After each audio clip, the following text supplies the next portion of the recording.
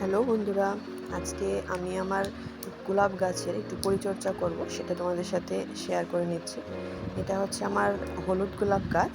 এটার পরিচর্যা আমি আজকে করব না, আজকে করব হচ্ছে ম্যাজেন্টা কালারের যে গাছ সেটা।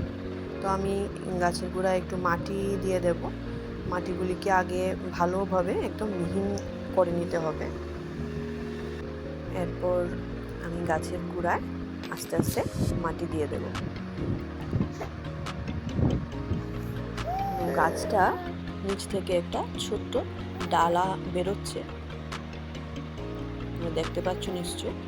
খুব ছোট একটা ডাল এখান দিয়ে গজাচ্ছে।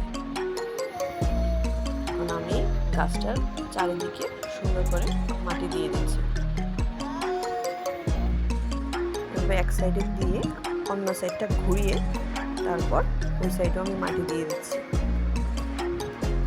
তারপর একটু মাটিগুলিকে চেপে দিতে হবে, ভালোভাবে একটু চেপে দিয়ে এইভাবে আমি সবটা দিক ভালোভাবে চেপে চেপে গাছের গুড়ির জায়গাটাকেও ভালোভাবে চেপে দেব।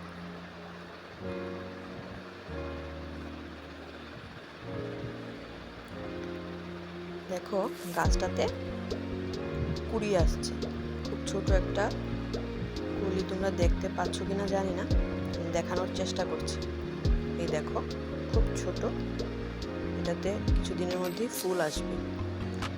তো এখন মাটি দেওয়া কমপ্লিট। আমি কিছু কোকোপিট উপর দিয়ে দিচ্ছি। কোকোপিটটা দিলে গাছটা জলটা টবটাতে ধরে রাখতে সাহায্য হয়। এইভাবে আমি আমার গোলাপ গাছগুলি পরিচর্যা করে থাকি। আমি আমার ঘরোয়া পদ্ধতিতে করি।